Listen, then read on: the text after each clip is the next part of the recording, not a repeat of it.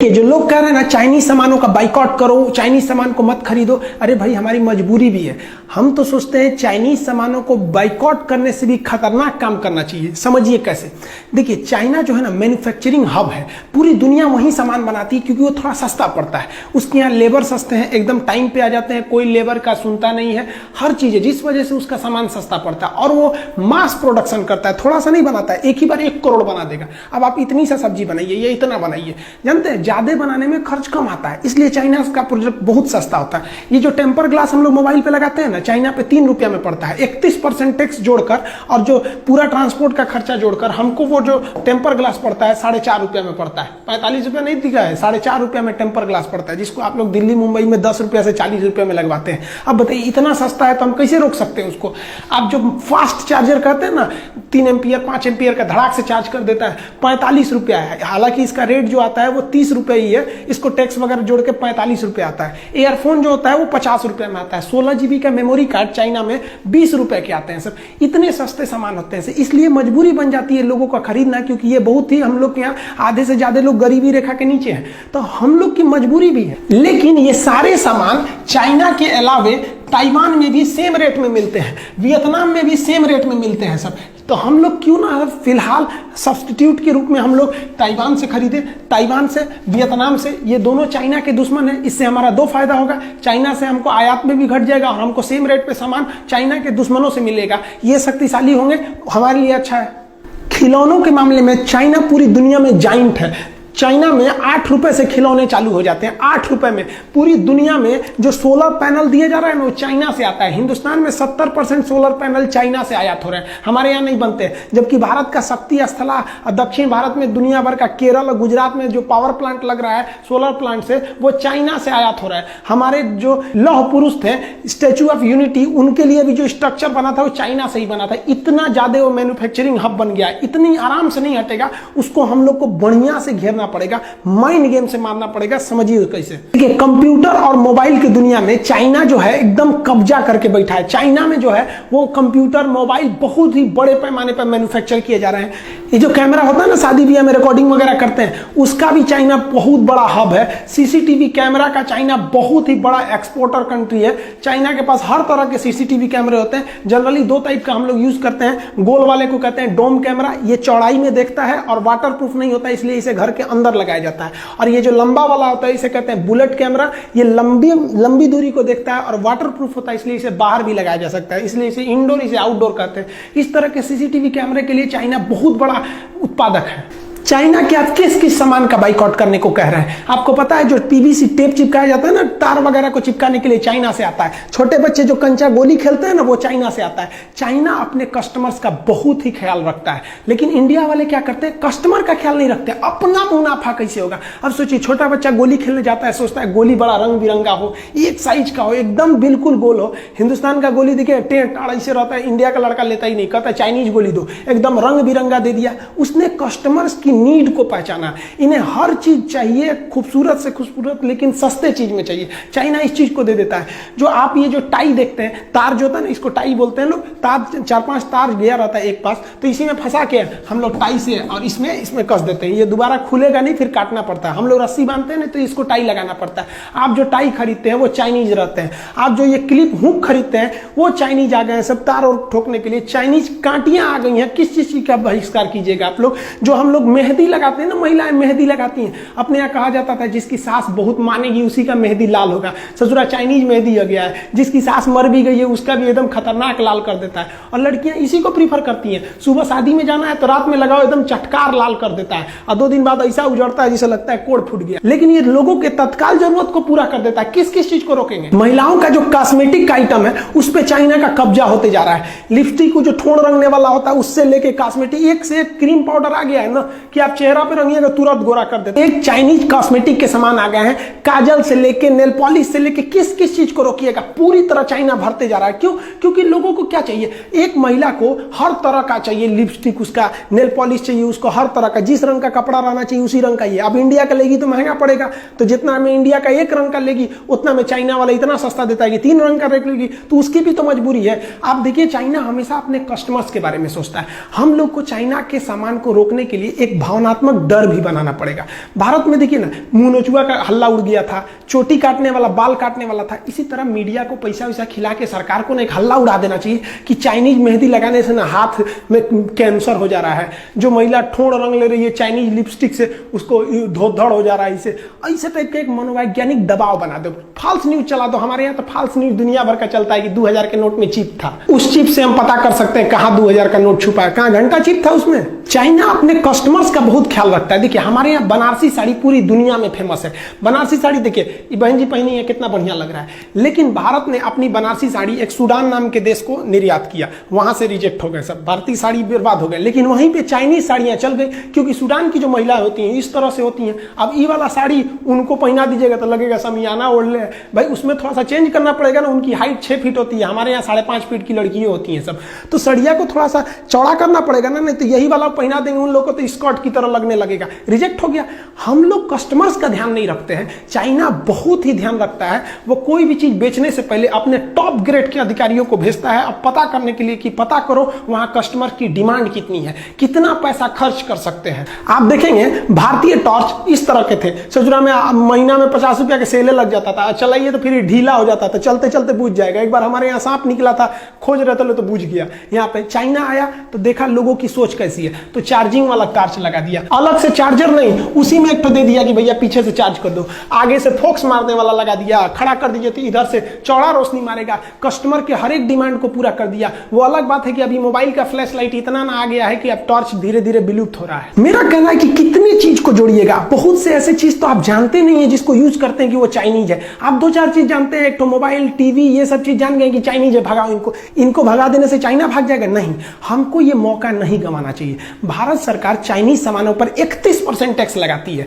अब WTO थोड़ा दबाव बनाता है सरकार के ऊपर कि आप दूसरे के सामानों को आयात करने से नहीं रोक सकते हैं, आपकी पब्लिक रोक दे तो अलग बात है। तो इसमें हमारा काम है कि हम उसे रोके, लेकिन हमारी मजबूरी भी तो है, हमको उतना सस्ता सामान चाहिए। बहुत से लोग हैं जो नहीं अफोर्ड कर सकते हैं, जो गरीब लोग हैं वो मजबूरी में चाइना का इस्तेमाल करेंगे। उनको तो इतना नहीं पता है कि made in China, made in India कहां लिखा है, पढ़ने भी नहीं आता है। तो भारत सरकार को क्या करना चाहिए कि चाइनीज सामानों का जितना सब्स्टिट्यूट वियतनाम के पास है, ताइवान के पास है, उससे आयात करना चाहिए और उन पर टैक्स को महज 5% कर देना चाहिए, जिससे कि उनके सामान सस्ते लगने लगेंगे, चाइनीज सामान महंगा लगने लगेगा। इसके टैक्स को 31 से बढ़ा के 41 कर देना चाहिए ताकि इसके सामान और महंगे हो जाए। जो बंदरगाह है जहां से विदेशी सामान आते हैं, वहां अपने अधिकारियों को गुप्त रूप से ट्रेनिंग दे देना चाहिए कि चाइनीज सामानों को ना इतना ना टॉर्चर कर देना, उसको जो उड़ीसा का सामान रहेगा तो जम्मू कश्मीर भेज देना, आसाम का रहेगा ससुरा को लुधियाना भेज देना, इतना टॉर्चर कर देना। इंडिया को कह दे कि भाई हमारे यहाँ यही सिस्टम है, ताकि उसको लेट किया जा सके। चाइना यही करता है अपने देश में, दूसरे देश की कंपनियों को घुसने नहीं देता है।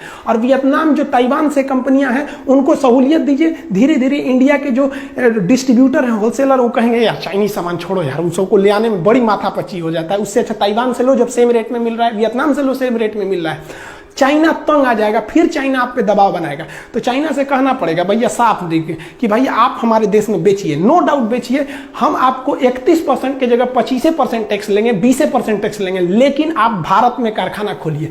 भारत में कारखाना खोलेगा तो भारत को बहुत फायदा, जमीन भारत से खरीदेगा, यहीं से ईटा उटा खरीद के बिल्डिंग बनाएगा, यहां जब उत्पादन करेगा तो भारत की GDP बढ़ेगी, यहां के लोगों को रोजगार मिलेगा। क्या अपने यहां से मजदूर को थोड़ी लाएगा, ले आ दिया तो और फायदा। क्यों? क्योंकि जब आप देखिए पटना में लड़के पढ़ने जाते हैं, दिल्ली में पढ़ने जाते हैं, तो बाहर से जैसे लड़के आते हैं ना, तो वहां का मकान मालिक राजा हो जाता है कमा के, वहां दुकानदार, सबको फायदा हो जाता है। तो और अच्छा है ससुरा, चाइना से लोग आओ यहाँ पर, यहीं के सामान खरीदोगे, यहीं पे घूमो फिरोगे, और फायदा हो जाएगा। तो रोजगार वो यहीं से देगा, तो हमको और फायदा हो गया कि रोजगार मिल गया। और रोजगार जब मिलेगा तो हिंदुस्तान के लोग काम करने जाएंगे, तो उसकी टेक्नोलॉजी सीख लेंगे। हमारे यहाँ देखते हैं कोई हीरो होंडा की कंपनी में गैरेज में काम कर रहा था, 2 साल काम करके छोड़ा, अपना गैरेज खोल दिया, बहुत अच्छा है। चाइनीज कंपनी में काम किया, 2 साल काम करने के बाद अपना कंपनी खोल दिया। धीरे धीरे ऐसी टेक्नोलॉजी आएगी, चाइना ऐसे ही चुरा के लाया है अमेरिका से। इससे भारत के युवाओं में एक स्किल डेवलपमेंट होगा, और ये भारत की सबसे बड़ी कमी है। मान के चलिए कि किसी लड़के को वेल्डिंग सीखना है तो ITI में जाएगा, नहीं तो किसी वेल्डर के पीछे हेल्पर बनेगा। कोई ऐसी संस्था है जो केवल डेडिकेटेड हो वेल्डिंग सिखाने के लिए कि हाँ भैया आइए 1 महीना में हम आपको सिखा देंगे, आपको वेल्डिंग का सर्टिफिकेट देंगे? नहीं, उसके लिए 75 गो नियम कानून है। चाइना में ऐसा नहीं है, आपको जिस चीज का स्पेशलिस्ट बनना है आप वहां जाइए। लेकिन भारत में अगर आपको स्पेशलिस्ट बनना है तो या तो कॉलेज में जाइए, अगर अनपढ़ है मजदूर टाइप के हैं तो किसी किसी के पीछे हेल्पर लगिए 2 साल तक, अब धीरे धीरे सीखिए। लेकिन चाइना ने क्या किया, एकदम स्किल्ड कर दिया। किसी को पेंटिंग सीखना है, उसका एक तो कॉलेज है भैया, इसमें आइए 1 महीना में पेंटिंग सिखा के भेज देगा, सर्टिफिकेट केवल पेंटिंग का। हमारे यहाँ ITI, IIT, BE, BTech, MTech, lab मार डालेगा उसको पढ़ा के। जो चाइनीज ऐप हैं जैसे टिकटॉक है, वीमैट है, वीचैट है, बहुत ज्यादा 52 से ज्यादा ऐसे ऐप है जिसको सरकार ने बैन किया है, उस पर निगरानी रखने के लिए कहा है, अभी बैन नहीं किया है। ये अपना डाटा जो है ना उसको स्टोर करते थे चाइना में। जैसे मान लीजिए आप शादी में गए, कोई रिकॉर्डिंग किए, तो वो रिकॉर्डिंग कहां आता है, आपके मेमोरी में। हम ये यूट्यूब पे वीडियो बना रहे हैं, ये ना आपके मेमोरी में ना मेरे मेमोरी में, ये कहां गया, तो ये यूट्यूब के सर्वर में गया। तो भारत सरकार को भी चाइना के जितने भी ऐप हैं कहना चाहिए कि भैया तुम ऐप आओ, क्योंकि तो तुम तो है प्ले स्टोर पे, हमारे पे तो हो नहीं, आओ, लेकिन तुम जितना डाटा यूज करोगे ना उसको भारत में रखना पड़ेगा। अब वो भारत में रखेगा तो उससे भारत में भी रोजगार बढ़ेगा और हमारे डाटा भी लीक नहीं हो सकते हैं, और धीरे धीरे उसको दबाव बना के धीरे धीरे पब्लिक ही छोड़ सकती है, क्योंकि WTO के नियम के हिसाब से गवर्नमेंट किसी पे जबरदस्ती बैन नहीं लगाएगी। चाइना के सामानों को बाइकआउट नहीं कराना है, उन ससुरों को मंगाना है और यहीं बनवाना है। ऐसा दबाव बनाना है कि अगर नहीं बनाएगा यहाँ पे ना, डायरेक्ट मंगाएगा ससुरा पे 40% टैक्स,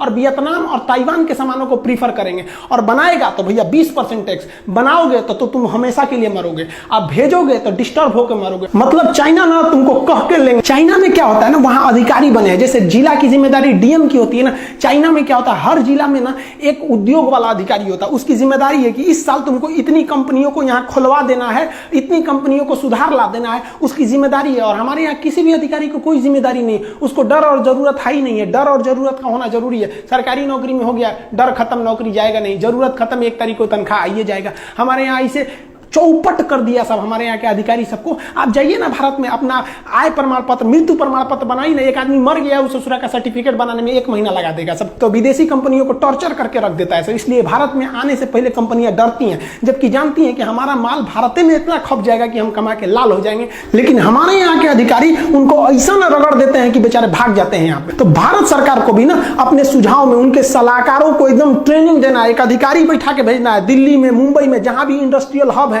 कि हमको हर साल यहाँ 200 फैक्ट्री बढ़ जाना चाहिए, नहीं तो ससुरा गोली मार देंगे। तो हम यहाँ पे डर बिना प्रीत कहां। भारत सरकार के उद्योग मंत्रालय पे एकदम कड़ा डिसीजन लेना चाहिए। लिस्ट बनाइए उन चीजों का जो चाइना ज्यादा प्रोडक्ट करता है, जिसका पब्लिक ज्यादा यूज करती है, और उन सारे चीजों का कारखाना 1 साल के अंदर अंदर खुल जाना चाहिए, ना तो नौकरी से भगा देंगे। हमारे यहाँ अधिकारी ये सोचने का तोन निकल गया है, इतना कोई मतलब नहीं है, क्या हो रहा है क्या नहीं, सरकारी नौकरी लग गया। देखिए चाइना को इतना टॉर्चर करना है कि उसको फैक्ट्री मजबूरन भारत में खोलना पड़े, और जब भारत में फैक्ट्री खोल देगा ना तो हम लोग हो जाएंगे मकान मालिक और चाइना हो जाएगा किराएदार। अब कोई भी किराएदार मकान मालिक से ऐठ के नहीं बोलता है, जानता है कि हमारा सब फैक्ट्रियां वहीं पे है, सोच रहा रोक देगा तब। कोई भी देश चाइना से ऐठ के क्यों नहीं बोलता है, क्योंकि जानता है सोच रहा वहां पे हमारी कंपनी फंसी हुई है। अमेरिका भी शांत रहता है, उसकी करोड़ों करोड़ की कंपनियां का वहां पे इन्वेस्टमेंट है। तो भारत सरकार को इन्वेस्टमेंट लाना चाहिए, इससे FDI भी बढ़ेगी भारत सरकार। इससे चाइना पर बहुत बड़ा प्रेशर आएगा, क्योंकि उसकी कंपनियां उस पर प्रेशर लगाएंगी, भैया मेरा वहां पे सब फैक्ट्री फंसी हुई है। और हम लोग को यह नहीं कहना पड़ेगा कि बाइकआउट चाइना, बाइकआउट चाइना, भैया भारत में ना बन रहा है, यहाँ पे 1 नंबर का काम हो रहा है। अब यहीं से बना के तुम बगल में बेचो, पाकिस्तान को बेचो, श्रीलंका को बेचो, किसी को भी बेचो, लेकिन हमारे यहाँ मैन्युफैक्चरिंग हब बनाओ।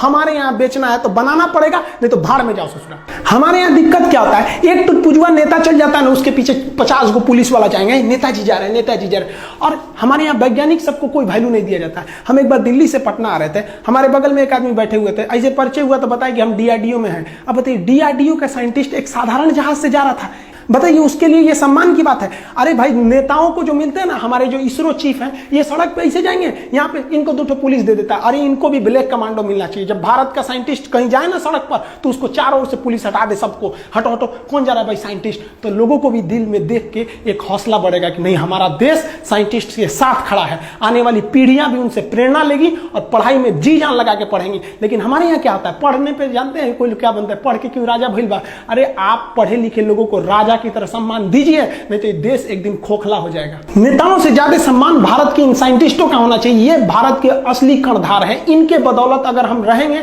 इनका सम्मान करेंगे, तो एक दिन सच में ये भारत को सोने की चिड़िया बना देंगे। आपने कभी सोचा कि भारत के बड़े बड़े IIT इंजीनियर क्यों भारत छोड़ के चले गए? क्योंकि उनको वहां बेहतर प्लेसमेंट मिलता है, बेहतर जॉब मिलता है। हमारे यहाँ क्या मिलता है, इन लोग को नेताओं के दल्ला बना के रख देते हैं लोग। कभी कोई टेंडर में इनको फंसा देगा, कहीं भी किसी न किसी चीज में फंसा देगा, अगर इन नेताओं की बात नहीं सुनेंगे तो। आपको पता है आरबीआई के गवर्नर रघुराम राजन जी इतने बेहतरीन इंसान, आरबीआई की जब ये रिटायरमेंट हुए तो ये अमेरिका में जाके प्रोफेसर हुए। सोचिए इनसे पढ़ा हुआ लड़का कितना आगे जाएगा। हम अपने देश को धीरे धीरे खोखला करते जा रहे हैं। ये एक तत्काल रिजल्ट होता है कि चाइनीज के सामानों को बाइकआउट कर दो, ये बहुत लंबा पीरियड तक ये नहीं चलेगा। आपको एक बहुत सोची समझी रणनीति बनाना पड़ेगी, चाइना को माइंड गेम से मारना पड़ेगा। इस तरह से मारिए चाइना को जिस तरह से उसने पूरी दुनिया को मारा वहां पर। हमारे देश में बनाना है, एक ही शर्त रहेगा, हिंदुस्तान में सामान को बेचना है तो 40% टैक्स दो, नहीं तो यहां 20% टैक्स दो, यहां उत्पादन करो, नहीं तो तुम सपना छोड़ दो कि भारत का व्यापार तुम्हारे लिए है। इसके बाद बाइकआउट कीजिए अगर चाइना इस पर रेडी नहीं होता है तब। आगे आप क्या सोचते हैं आप कमेंट करके बताइए। मिलेंगे हम लोग नेक्स्ट वीडियो में, तब तक के लिए जय हिंद।